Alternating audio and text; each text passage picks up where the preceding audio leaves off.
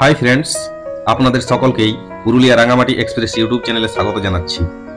আজকে যে ভিডিওটা নিয়ে আসছি আপনাদের সামনে সেটা হচ্ছে সবজি চাষ।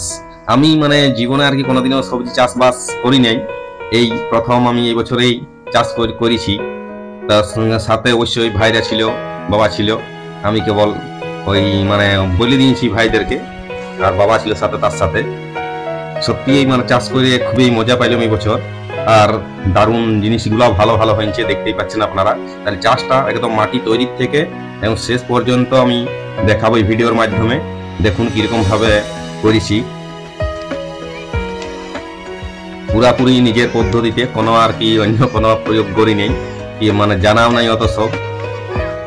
একবারে গ্রামীণ ভাবে যেমন ভাবে আমরা ছোটখাটো চাষ করি ছোট বাড়িতে, সেরকম ভাবে চাষ করেছি। এখানে ভাইপো ভাইজি আছে, দেখুন বেলুন কিভাবে উড়াচ্ছে। এদের এই কাজ শুধু সকাল থেকে সন্ধ্যা পর্যন্ত বদমাইশি। এই যে মাটি তৈরি করা হচ্ছে, দু ভাই আছে, ওরা কাজ করছে দেখুন। এখানে সাথে বাবা আছে, দেখান দিচ্ছে। ভাইরাও আর কি এই চাষবাসে অতটা মনোযোগ নাই, এই প্রথম সবজি চাষ করছে। ভাইপোকে নিয়ে মই টানছে, দেখুন মাটিটাকে লেভেল করা হচ্ছে। এরাও তো চাষবাসে সত্যি অতটা মন দেয় নাই, কিন্তু এই বছর করতে শুরু করেছে এরাও। আমিও সাথ দিয়েছি সাথে সাথে।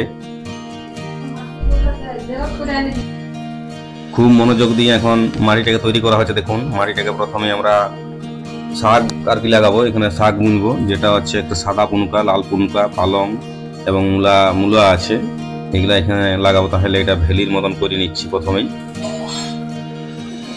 ভেলি করা হচ্ছে, ছোট ছোট কেয়ার যেটা বলে, তারপরে সেটার উপরেই দেবো। এর এক ছোট ভাইপো দেখুন কাজ করতে চলে এসেছে। বাবু সব কিছু তো আগাবে কাজে, দেখছেন কিরকম কাজ করছে ও।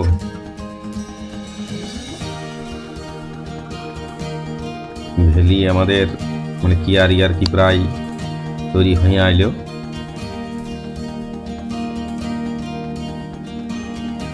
এখানে দেখুন বালি নিয়েছি, বালিতে শাকের বীজ যেটা সেটা দিয়ে দিলাম।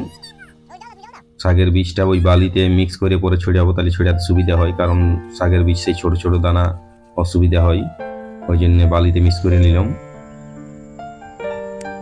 চাষের পদ্ধতি অত সব জানা নাই, যদি কিছু ভুল হয়ে থাকে অবশ্যই কমেন্ট করে জানাবেন। শাক বীজ ছড়ানো হচ্ছে, তার সাথে আবার ধনিয়া পাতাও লাগানো হবে। এই যে গোবর সার দিচ্ছি, সার বীজ দেওয়ার পর গোবর সার দিয়ে মাটিটাকে নাড়াচাড়া করে দিব।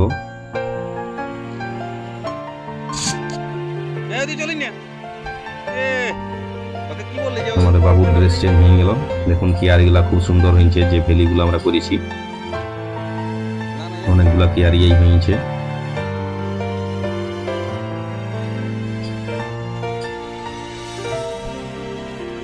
সাদা পুনকা, লাল পুনকা, মূলা, পালং এই সব গুলাই লাগাচ্ছি, সাথে ধনিয়া।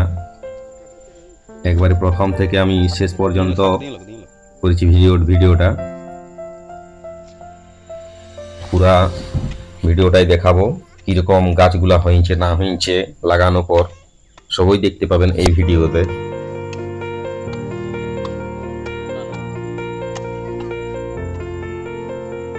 সাধারণভাবে যে চাষ করলে কি কেমন হয় চাষবাস, এটাই দেখতে পাবেন। সত্যি এই ফলন খুবই ভালো হয়েছে। আমি যেহেতু শেষে একবারে সবজিটা হওয়ার পর আমি ছাড়িয়েছি ভিডিওটা, আমি নিজেও বুঝতে পারছি সাধারণভাবে গোবর সার দিয়ে আর সামান্য রাসায়নিক সার দেওয়া হয়েছিল, তাতে করে খুব সুন্দর হয়েছে। দেখতে পাই যে পালং বীজ, দেখুন এগুলো হচ্ছে পালং বীজ। পালং বীজটা আমরা সোজা লাইন টেনে নিয়েছি, তারপরে দুটি দেখুন দিয়ে দিচ্ছি সেই দাগে দাগে। এই পদ্ধতিতেই লাগাইছি। সামান্য গোবর সারটাই বেশি ব্যবহার করছি, রাসায়নিক সার একদম কম, নাই বললেই চলে। খুব জোর এই পুরা বাড়িটাতে 150 গ্রাম হয়তো দিয়েছি, 150 গ্রামের মতন। দেখুন লাগানোর পর 5 দিন পর কি সুন্দর দেখা যাচ্ছে মূলা গাছগুলো। মূলা যেগুলো আমার লাগাইছিলাম সেই মূলা চারাটা দেখা যাচ্ছে 5 দিন পর। এটা সাদা পুনকাটাও খুব সুন্দর বার হয়েছে, এটা সাদা পুনকা, আর এদিকে পাশে একটা ধনিয়াটা। এদিকে দেখুন বেগুনগুলা সেই সময় 5 দিন আগে যখন আমরা মাটিটা তৈরি করছিলাম তখন কেমন ছিল, এখন বেগুনটা খুব সুন্দর হয়েছে, জল সিয়াট করা হয়েছে বেগুনটাতে। এরপর আরো দেখতে পাবেন কিছুদিন পর পর সাদা পুনকাটা এখনো দেখা যাচ্ছে। এখানে দেখুন খুব সুন্দর বার হয়েছে। এবার 7 দিন পর কিরকম অবস্থা হয়েছে দেখুন। 5 দিন পর 7 দিনে আমরা মূলাটাতে কুড়িয়েছি আর কি। মূলাটা একটু খুশ দিন ছিল, এটা ধনিয়াটা একটু লেট হয়েছে বার হইতে। এই যে মূলাটাতে কুড় দিচ্ছি 7 দিনের দিনে, 5 দিনে দেওয়া গেল না, যায়নি, 7 দিনের দিনে এটা দিয়েছি। খুব সুন্দরভাবে সেই সময় চারাগুলা হয়ে গেছিল পুরাটাই।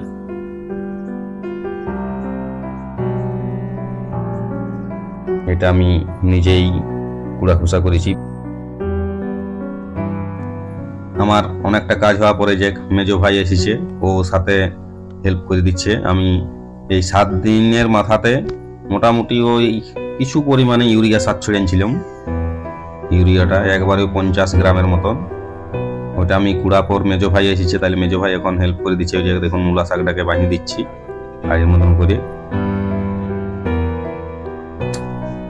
ইয়ার পর দেখতে পাবেন মূলাটা কিছুদিন পর যেটা হয়েছে সেটাও দেখতে পাবেন। 10 দিন, মোটামুটি 10 দিন পরে কি সুন্দরভাবে মূলা গাছগুলা হয়ে গেছিল। মূলাতে সেই সময় পোকা লাগিয়েছিল, তো সেই সময় একটা ওষুধ ব্যবহার করেছিলাম যাতে করে ভালো থাকে। তারপরে সত্যিই খুব সুন্দর হয়েছে।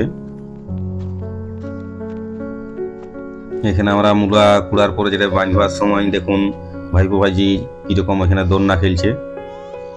ওদের ওই কাজ বলেছি তো প্রথমেই, সকাল থেকে সন্ধ্যা পর্যন্ত কিরকম বদমাশ করে চলেছে। ওখানে নিম গাছে আমার কাকাকে দিয়ে দড়ি বাঁধা করাই যা, সেটাতেই দোলনা ওদের, দুজন খেলতে থাকে পুরা।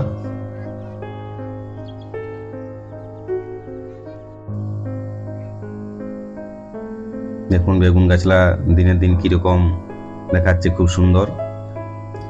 এরপর আমি প্রায় 12 দিনের মাথাতে ভিডিওটা করেছি। দেখুন 12 দিনের দিনে পরিবর্তন কি সুন্দর। সাদা পুনকা, ধনিয়া পাতা, এটা হচ্ছে সাদা পুনকাটা 7 দিনের মাথাতে কিরকম ছিল, আর এখন দেখুন প্রায় 12-13 দিনের মাথাতে কিরকম হয়েছে, খুব সুন্দর। এটা দেখুন মূলা গাছটাও হয়ে আসছে, সাদা পুনকা, লাল পুনকা হয়ে গেছে। এদিকে পালং শাকটা বার হয়ে গেছে।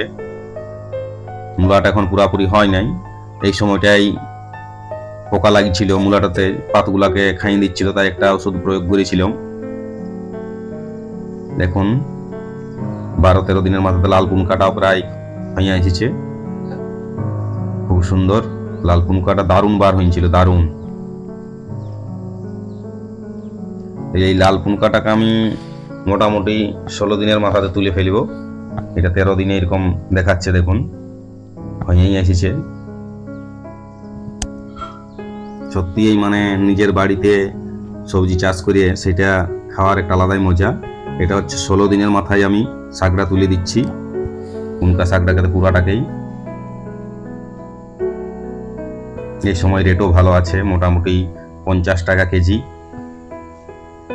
লাল পুনকাটা 50 টাকা, 60 টাকা কেজি। পাইকারি দরে যদি দেওয়া হয় তাহলে 40-45 টাকায় নিয়ে আসতে হবে। পুরা শাকটাকে এখানে তুলে দিচ্ছি আমরা। অনেকটা তোলা হয়ে গেছে দেখুন। এদিকে যতগুলা বড় আছে, ছোট ছোট একদম যেটা, সেটা বাছি বাছি রেখে দিব, বাকিগুলা সবকে তুলে দিব।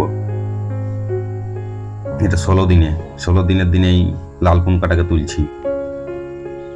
দেখছেন কি সুন্দর সাইজ হয়ে গেছে, একদম কচি আছে এখন। শাকে এতটুকু ফুল হয়নি, কিচ্ছু হয় নাই। তাই চলে আসছে এবারে দুজন আবার। এরা সব সময় বাড়িতে যখন কোনো কাজ করব ওরা সব সময় পিছনে লাগিয়ে থাকে। আপনাদের সকলকেই আরেকবার ধন্যবাদ জানিয়ে ভিডিওটা এখানে আমি শেষ করছি। তার আগে বলি, নতুন বন্ধু যারা আছেন চ্যানেলটি অবশ্যই সাবস্ক্রাইব করে রাখবেন এবং ভিডিওটি ভালো লাগলে লাইক করে দিবেন। ধন্যবাদ।